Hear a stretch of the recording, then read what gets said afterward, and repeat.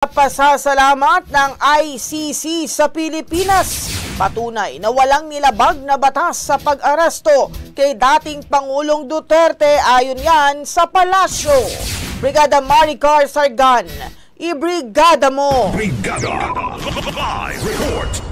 Naniniwala ang Malacanang na kinikilala ng International Criminal Court ang legalidad ng naging proseso sa pag-aresto kay dating Pangulong Rodrigo Duterte kasunod ng pagpapasalamat ng ICC spokesperson na si Fadi L. Abdala sa Pilipinas sa commitment ng bansa sa International Accountability Mechanism.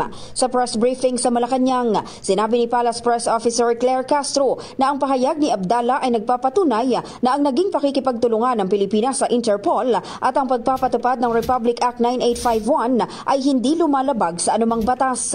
Dagdag pa rito, binanggit din ni Castro na maging ang co-convener umano ng Bring PRRD Home na si Benito Ranque ay binanggit din sa interview ng isang pahayagan na aware daw ang dating Pangulo na meron siyang arrest warrant mula sa ICC noong nasa Hong Kong pa ito. Gayunpaman, pinili pa rin daw ng dating Pangulo na bumalik sa bansa at harapin ang kaso. Kaya ibig sabihin lang daw nito, hindi totoo ang akusasyon na warrantless arrest, may kidnapping at extra rendition sa naging proseso ng pag-aresto sa dating Pangulo.